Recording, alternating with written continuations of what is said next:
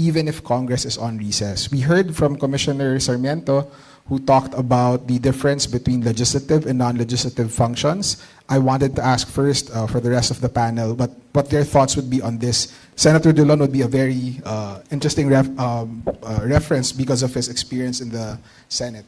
Thank you very much. Yes, I have been a senator judge. I believe that impeachment cannot be constituted during recess.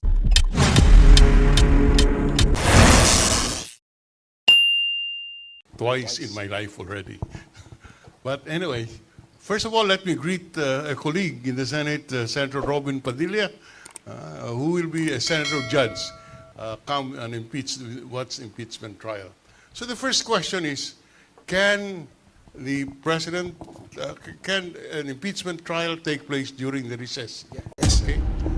The answer is the impeachment court can only be constituted in a proper referral when the Senate is in session.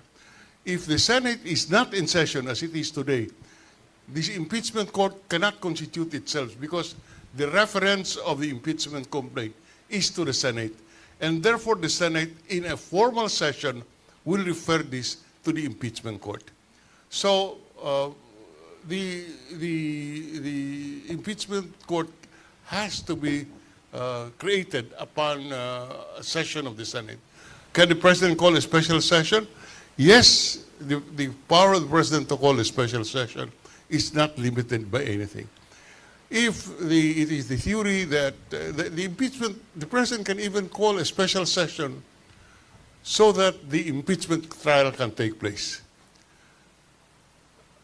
And if the President can call a special session to consider legislative measures, even the renaming of a street is a legislative measure which we can taken up in a special session.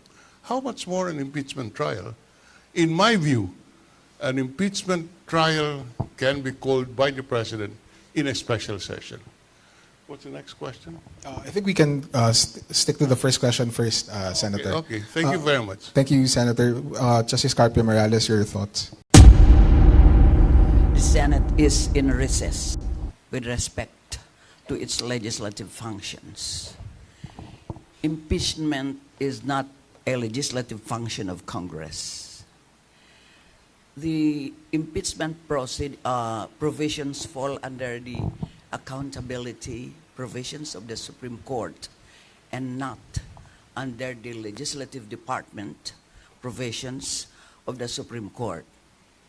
So, given that, I believe that impeachment cannot be constituted during recess. This does not mean that during recess, the Senate cannot call for special session. But this is prescribed by so many limitations, including only on urgent legislative matters, and given that, among others, and given that impeachment is not included as among the reasons why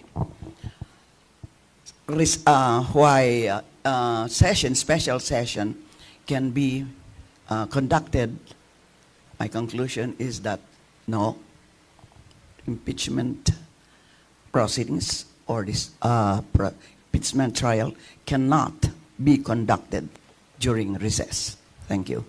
Thank you, Justice Carpio Morales.